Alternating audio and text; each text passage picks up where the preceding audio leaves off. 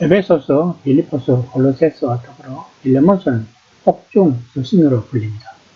골로새 교회의 중요한 인물이었고 부자였던 빌레몬과 그의 도망친 노예 오네시모에 관한 이가 그 주인인 빌레몬에게 보낸 개인적인 편지인 것입니다. 이 짧은 편지에서 바울의 공손, 사랑, 겸손, 성스럽고 사심 없는 성격을 찾아볼 수 있습니다. 빌레몬은 에베소에서 내륙 쪽으로 대략 150km 들어간 골로새에서 살았고 골로새에서도 동시에 그곳에 전달되었습니다. 빌레몬은 에베소를 방문했을 때 그곳에서 바울의 설교를 듣고 그리스도인이 된 것 같습니다. 당시에 바울은 골로새에는 가지 않고 에베소에 머물러 일하고 있었다고 합니다. 우리는 그 당시 문화를 알아야 본서를 이해하기가 좋을 것입니다. 당시 조금이라도 재산이 있는 사람은 누구나 그랬듯이 빌레몬도 종들을 소유하고 있었습니다. 그들에게 종은 오늘날 사회에서 자동차나 TV를 소유하는 것처럼 자연스러운 존재였다고 합니다. 지금 우리에게는 노예 제도가 혐오스럽지만 그들에게는 노예 제도는 전기나 가스 혹은 자동차 같은 것이었다고 합니다. 종 없는 사회는 상상할 수 없었을 것입니다. 노예 제도를 완전히 없애야 한다고 하는 것은 오늘날 자동차와 비행기를 포함하여 휘발유를 사용하는 모든 운송수단과 모든 전기 기구를 없애야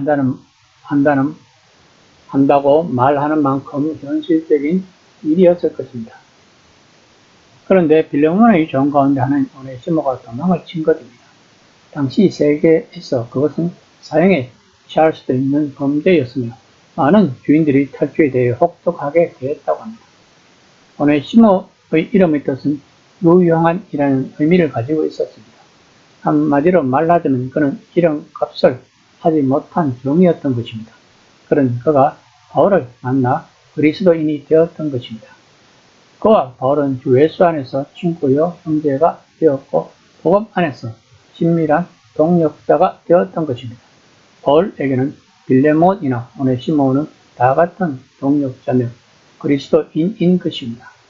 이제 바울은 오네시모를 빌레몬에게 돌려보내며 처벌 없이 그를 다시 받아들여 달라고 요청할 것입니다. 그리고 아마도 오네시모를 자유롭게 해주라는 암시도 할 것입니다.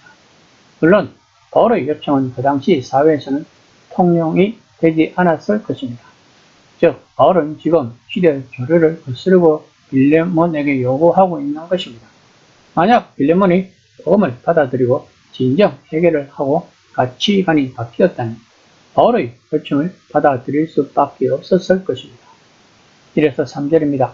그리스도 예수를 위하여 갇힌 자 된 바울과 및 형제 디모데는 우리의 사랑을 받은 자요 동역자인 빌레몬과 자매 합비아와 우리와 함께 병사된 아키포와 내 집에 있는 교회에 편지하노니. 바울은 도망간 노예 오네시모를 돌려보내면서 그를 용서받을 수 있도록 빌레몬에게 간청하기 전에 정중한 문안 인사로 서신을 시작하고 있습니다. 자매 아피아는 빌레몬의 아내였을 가능성이 많을 것입니다.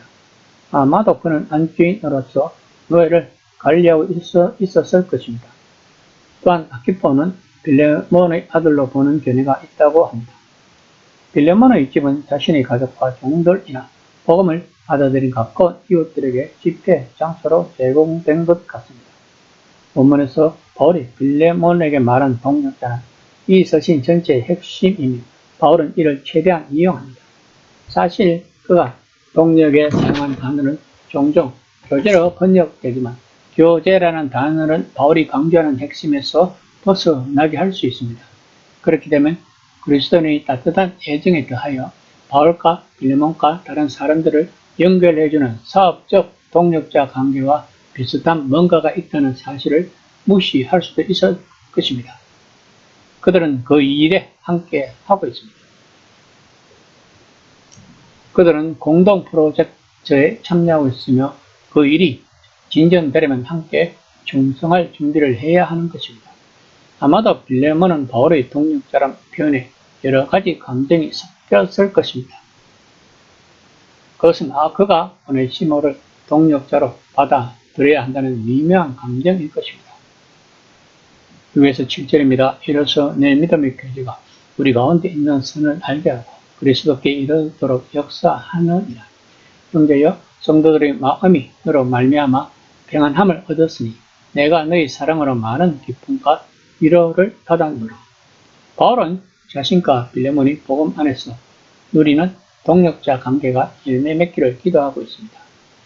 그들은 말하자면 함께 사업을 하고 있고 따라서 충성스러운 동료가 되어야 한다는 것입니다. 이것이 내 믿음의 교제의 동력인 것입니다. 즉 사람들은 복음을 믿을 때 복음 믿는 다른 사람과 그런 동력자 관계가 된다는 것입니다. 이 동력은 강력한 효과를 낼 것입니다. 두세 사람이 복음 사역을 함께하면 새로운 일, 이전에는 생각지도 못했던 일이 일어날 것입니다.